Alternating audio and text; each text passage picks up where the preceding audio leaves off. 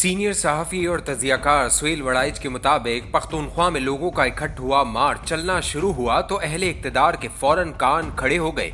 दो चीज़ें इनकी नज़र में बहुत ख़तरनाक थीं। एक तो 35,000 अफराद का पुरजोश हुजूम जिसमें ज़्यादातर नौजवान थे, और दूसरी तरफ बुशरा बीबी की जुलूस में मौजूदगी। बुशरा बीबी का अहले इक़्तिदार के पास न कंट्रोल था और न इसका कोई अंदाज़ा था कि वो क्या कर डालेगी और इसके फैसले लड़ाई की तरफ बढ़ाएंगे या फिर आखिर में सुलह का रास्ता निकलेगा। रियासत के पास ऐसे जदीद आलात आ गए हैं कि वो फिजा से ये जायजा ले सकते हैं कि हुजूम का साइज कितना है। ये आलात बिल्कुल सही तादाद से आगाह करते हैं। जब 35,000 के जुलूस की इत्तला मिली तो इब्तदाई तौर पर सबके हाथ पांव फूल गए थे। जुलूस वाले हुकूमत और मुक्तदरा को तिगनी का नाच नचाना चाहते थे, जबकि मुक्तदरा इन्हें जाल में फंसाना चाहती थी। दोनों के मकासद वाज़े और मुतज़ाद थे। तहरीक इंसाफ ने सफ़र शुरू किया तो जज्बा यही था कि हर सूरत डी चौक पहुंचना है, धरना देना है और खान को रिहा करवा के लाना है। PTI अपनी इसी मनसूबाबंदी के तहत रुक रुक कर इस्लामाबाद की तरफ रवाना हुई। बुशरा बीबी की जज्बाती तकरीरों ने मजमूए को भड़काए रखा। दूसरी तरफ अहले इख्तियार भी जाल तैयार किए बैठे थे कि झांसी की रानी को झांसा कैसे देना है। चुनाचा तैयारी की गई कि इन्हें बार बार रोका जाएगा ताकि मुजाहिरीन थक जाएं। हिकमत अमली ये थी कि मुकाबला नहीं करना, इन्हें रोकना है। अगर लड़ाई की नौबत आए तो पीछे हटना है। यूं जोश भरे जुलूस को लड़ते भिड़ते नाके पार कराते इस्लामाबाद के करीब आने दिया गया। यहाँ तहरीक इंसाफ और बुशरा बीबी ने रियासत को एक और जबरदस्त सरप्राइज दिया। रियासत की तैयारी ये थी कि जुलूस एक दिन बाद डी चौक पहुंचेगा, मगर मुजाहिरीन ने शदीद दबाव डाला और हुकूमत की तवक्कुआत के बरखिलाफ एक दिन पहले ही डी चौक पहुंच गया। इस हैरान कुन और तेज तरीन इकदाम से वक्ती तौर पर फैसला साज परेशान हो गए। असल में इनकी हिकमत अमली ये थी कि मुजाहिरीन को थकाया जाए और दूसरा इन्हें ज्यादा से ज्यादा भूखा रखा जाए। इसीलिए रस्ते में मौजूद तमाम खाने पीने की दुकानें बंद कर दी गई थी। मंसूबा ये था कि डी चौक के फंदे में भूखे और थके हुए मुजाहिरीन पहुंचेंगे तो इनसे निपटना आसान होगा। रस्ते में ऑपरेशन होता तो ज्यादा तादाद होने की वजह से जानी नुकसान का अंदेशा था, इसलिए यही सोचा गया कि डी चौक का फंदा सबसे बेहतर रहेगा।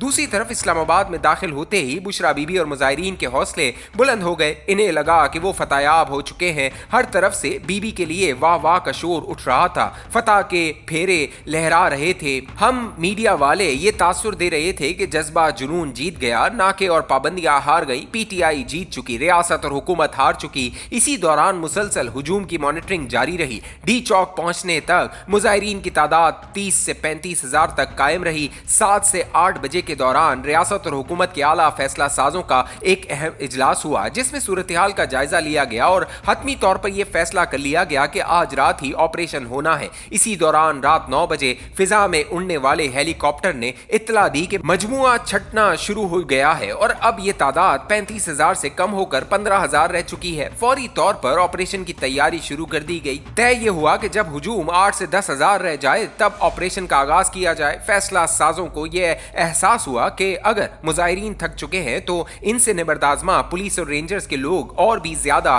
थक चुके हैं, इसीलिए इनसे ऑपरेशन करवाने में नाकामी का सामना भी हो सकता है। 2500 से 3,000 तक ताजा दम दस्ते जल्दी में तैयार किए गए। मजमुआ गाह के इर्द गिर्द रोशनी बंद कर दी गई। रेस्तोरां और खाने पीने की दुकानें भी मुकम्मल तौर पर बंद थी। मुजाहिरीन भूखे थके हुए थे। अंधेरे में इन्हें नजर भी आना बंद हो गया। यही वो लम्हा था जब ऑपरेशन शुरू किया गया। गंडापुर और बुशरा बीबी को लीक कर दिया गया कि ऑपरेशन बस शुरू होने ही वाला है। ये खबर पाते ही दोनों एक गाड़ी में बैठकर निकल गए। ऑपरेशन का आगाज आंसू गैस और रबड़ की गोलियों से किया गया। फैसला ये था कि मुजाहिरीन को भागने का मौका दिया जाएगा। पीछे कोई पुलिस फोर्स, कोई नाका नहीं था। अब जब सामने से 3,000 एहलकारों पर मुश्तमिल ताजा दम दस्ते ने हल्ला बोला, आंसू गैस और रबड़ की गोलियां चली। जब वो भूखे और थके हुए लोगों की तरफ बढ़े तो इनके पास सिवाय पीछे को भागने का कोई रास्ता न था। यहाँ एक और दिलचस्प वाकया भी सुनाने के काबिल है। बुशरा बीबी को इस्लामाबाद से निकलते हुए एक पुलिस पार्टी ने शनाख्त कर लिया। फैसला साजों से पूछा गया कि क्या इसे गिरफ्तार कर लिया जाए। एक सयाने ने मशवरा दिया कि बिल्कुल नहीं, इसे भागने दिया जाए। वो गिरफ्तार हुई तो हीरोइन बन जाएगी। गिरफ्तारी तो हम कभी भी डाल सकते हैं। यूं बुशरा बीबी की जुर्रत और बहादुरी के रास्ते में ये मशवरा आड़े आ गया और बीबी को जाने दिया दिया गया। यूं ये रज़्मिया कहानी हीरो की बजाय विलन पैदा करके तमाम हो गई। डी चौक ऑपरेशन के हवाले से सबसे ज्यादा जेर बहस मौजू हिकमत अमली नहीं बल्कि इंसानी जानों का ज़िया है। इंसानी जान तो एक भी जाए तो नाकाबिले तलाफी नुकसान है, मगर पीटीआई और इसके हामी यूट्यूबर्स ने तो तवातुर के साथ इस कदर झूठ बोले हैं कि इनके दावों पर यकीन करना मुश्किल है। ये काम कुलसूम नवाज की बीमारी को